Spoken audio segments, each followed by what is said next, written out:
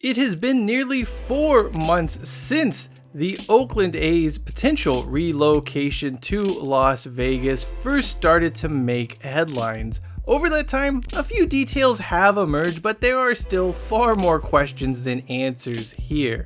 That is primarily due to John Fisher and Dave Kaval's general incompetence. These two could not build an igloo in the Arctic Circle. With that in mind, here is what we do and do not know about the Oakland A's potential, and let me stress that word once again, potential relocation to Las Vegas, because nothing is set in stone yet.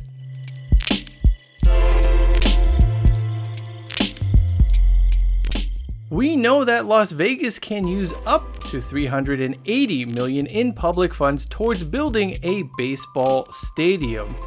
That was approved during a very contentious Nevada state legislature special session that feels like it was years ago at this point. But yeah, there are public funds available to build a baseball stadium in Las Vegas. It is important to note though, these are not contingent on the A's being involved. It could go towards an expansion franchise being awarded to Las Vegas or any other team that chooses to move to the city. We know Bally's wants the stadium to be built on the current Tropicana Las Vegas land plot. In fact, Bally's desperately wants the stadium to be here as it will serve as the anchor for its new resort on the same land plot. They do not seem to be overly concerned about the team's sluggish approach, despite the fact it is actually preventing Bally's from moving ahead with their own development plans. That being said, nothing is binding A's management to this site, and as we already seen in the past, they could easily choose to build their new stadium somewhere else in Las Vegas. We know that Oakland A's fans are far better organized than team management. The sell a team movement has produced more results in a few weeks than athletics management has in years. The group has not only organized multiple fan-funded giveaways, but awareness of their efforts is spreading and spreading fast. Sell the team chants have already been heard in Oakland, Seattle, San Francisco, Colorado, and Los Angeles. Additionally, the two reverse boycotts have garnered national headlines. On the flip side, the Athletics have been unable to cobble together a basic, coherent message on their relocation. Okay, that's not entirely true. You do have Mick Akers at the Las Vegas Review-Journal pushing out his wild propaganda pieces on behalf of quote-unquote sources. This is just preposterous and shows just how poorly the franchise is being operated at this moment in time. We know the Howard Terminal ballpark is still a possibility. The concept, the idea, the proposal is still alive and kicking. Not only that, but it also has a project manager, something the Las Vegas Stadium project does not have at the moment. Additionally, we know Oakland Mayor Shang Tao met with MLB Commissioner Rob Manfred and Deputy Commissioner Dan Halem to go over just how close those plans are to becoming a reality. Beyond this, Oakland A's lawyers are still involved with lawsuits regarding the Howard Terminal ballpark, so not only is this project not dead, but it is far more real than anything happening in Las Vegas. Finally, we know that MLB is reviewing the A's relocation proposal. This is the only hurdle that remains from the MLB side actually picking up all their belongings and leaving town. Whatever was submitted by Fisher and Kaval is currently being reviewed by a committee, and from there it'll be sent for owners to finally vote on all of this. If we're being honest, it seems like this would be a formality unless there's some issues surrounding the relocation fee, or if whatever was given to the owners by the Oakland A's management was really just poorly done, even more so than their Nevada state legislature proposal.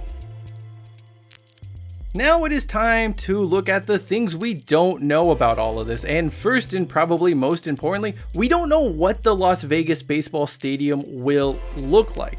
The renderings submitted by the A's to the Nevada state government were nothing but a bunch of nonsense. It was just some rough photos made via PowerPoint that made it seem like the team had a plan in place when no such plan existed.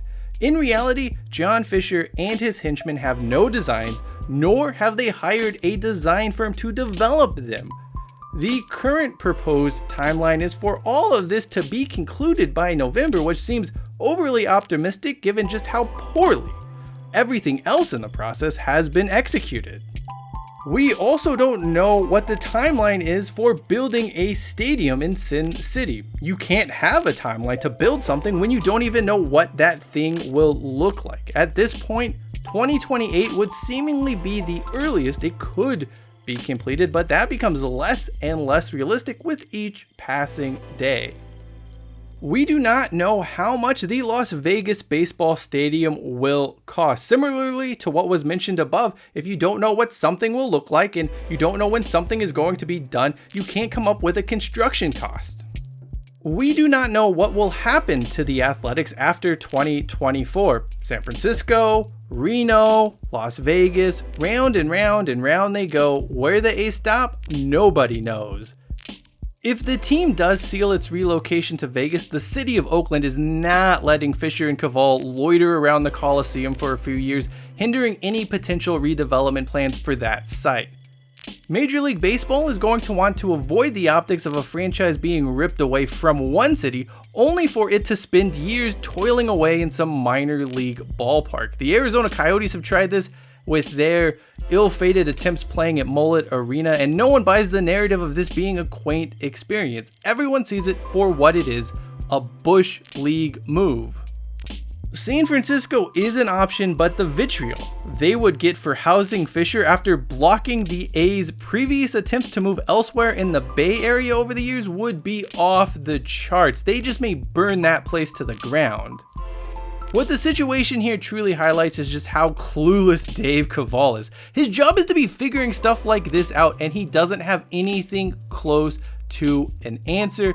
This, of course, isn't the first time he failed to answer a perfectly reasonable question.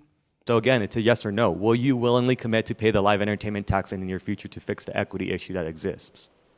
Like I said, we are committed to being a great community partner in Southern Nevada and investing, over $1 billion to ensure that still does not answer the question, sir. I'm asking you directly, yes or no. Will you commit to paying the equity issue that we see existence for the live entertainment tax? The legislation as it's currently envisioned, does not contemplate that. We do not know if anyone is interested in buying the A's and keeping them in Oakland. There have been murmurings about potential owners, but nothing tangible has emerged yet. The team cannot stay in the town without someone stepping forward with the cash to buy the franchise. Now, it is possible these conversations are happening via back channels, but it is also possible that no one wants to make Fisher an offer. Until someone steps forward with funding and a plan, this is probably the biggest obstacle in everything. We don't really know if John Fisher even has enough money to build a stadium in Las Vegas, but then again, neither did Mark Davis, and he got that done.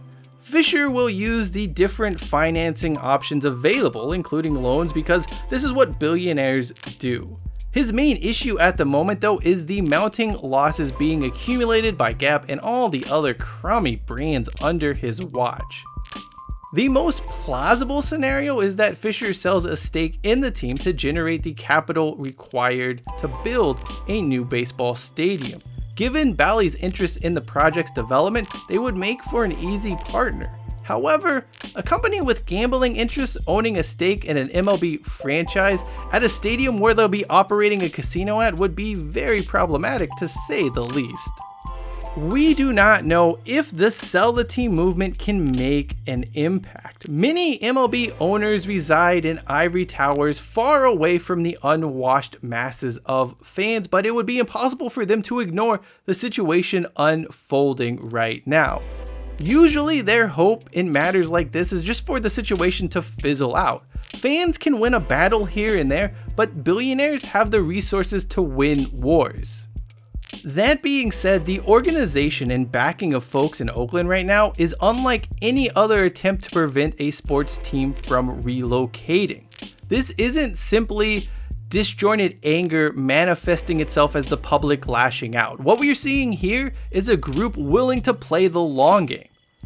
It just may have an impact if this group can stay focused and keep growing. That's not always the easiest thing to do for a grassroots movement though. Finally, we don't know if Rob Manfred's past comments on MLB's antitrust exemption will come back to haunt him. The commissioner made some curious comments in 2022 when he claimed the league's antitrust exemption was responsible for franchise location stability across the league. In fact, here's what he said on the subject. MLB differs from other professional sports leagues because MLB's antitrust exemption allows it to enforce a rigorous process that ensures club relocation is carefully considered and vetted. Come on, dude!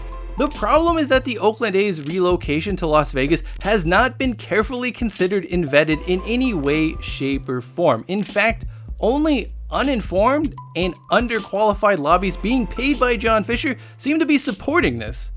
What's more, Oakland has a viable plan in the Howard Terminal ballpark that is a few steps away from being shovel in the ground ready. Should the Athletics move to Las Vegas, it seems highly likely that Congress will yank the antitrust exemption away from baseball. Now, how valuable that is to league leaders and owners remains to be seen. It is very possible they do not care. If there is one thing I have learned from this entire saga of the Oakland A's potentially moving, it is that we should all expect the unexpected. The unexpected of Kaval and Fisher's incompetence. The unexpected of fans finding their voice and fighting against a relocation. Every twist and every turn has brought something new, and as we carry on, that's likely still going to be the case. Hopefully, Oakland is able to keep the Athletics because that is what's right, that is what's just, and that is what's really best for baseball. Of course, what's right and what's just and what's best rarely is actually what happens these days. That does it for me. I'm Cheyenne Hollis. This is the Touchback. Don't forget to subscribe, and as always, hashtag take it out to the 25.